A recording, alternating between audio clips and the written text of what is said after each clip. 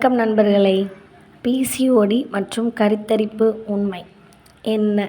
இன்று பல பெண்களுக்கு இருக்கும் ஒரு முக்கியமான சந்தேகத்திற்கு பதில் பார்க்கலாம். பிசிஓடி இருந்தால் குழந்தை பெற முடியாதா என்பதுதான் அந்த கேள்வி. முதலில் ஒரு விஷயத்தை தெளிவாக புரிந்து கொள்ள வேண்டும்.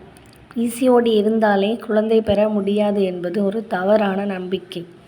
உண்மையில் பிசிஓடி உள்ள பல பெண்கள் சரியான சிகிச்சை மற்றும் வாழ்க்கை முறை மாற்றங்களின் மூலம் இயற்கையாகவே கருத்தரிக்கிறார்கள். அப்படியென்றால் பிசிஓடி கருத்தரிப்பை எப்படி பாதிக்கிறது? சாதாரணமாக ஒவ்வொரு மாதமும் பெண்களின் கருப்பையில் ஒரு முட்டை வளர்ந்து வெளிவரும். இதைத்தான் அண்டவிடுப்பு ஓவுலேஷன் என்று சொல்கிறோம். ஆனால் பிசிஓடி இருந்தால் ஹார்மோன் மாற்றம் காரணமாக இந்த அண்டவிடுப்பு சரியாக நடக்காமல் இருக்கலாம்.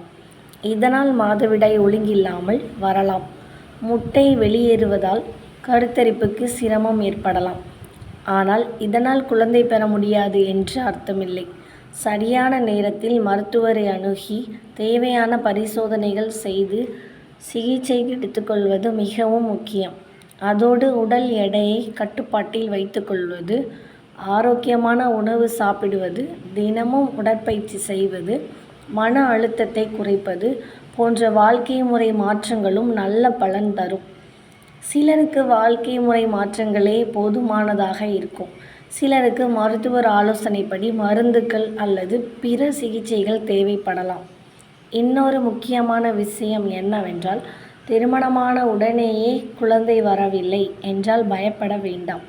குறிப்பாக பிசிஓடி இருந்தால் மருத்துவரின் ஆலோசனையுடன் திட்டமிட்டு சிகிச்சை எடுத்தால் கருத்தரிக்கும் வாய்ப்பு நல்ல அளவில் இருக்கும். அதனால் பிசிஓடி என்பது தாயாகும் கனவுக்கு முடிவு அல்ல.